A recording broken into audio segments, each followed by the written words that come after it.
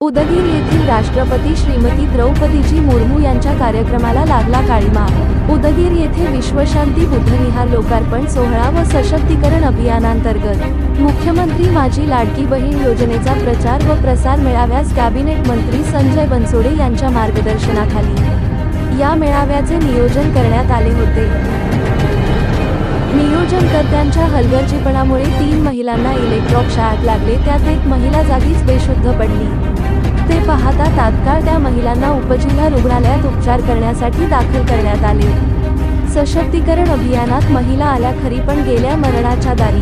असा प्रकार घडवून आणलेल्या आयोजक व नियोजक यांच्यावर कारवाई करण्यात यावी अशी चर्चा उदगीर तालुक्यात चालू आहे। बाबासाहेब आंबेडकर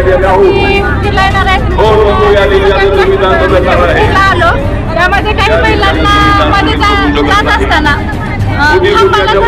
त्यांना करंट लागलं। मग 2 महिला होत्या, त्यांना पण करंट लागलं, पण एक जागेवर बेशुद्ध पडल्या। त्यांना लगेच उचलून मध्ये घालून देण्यात आलं।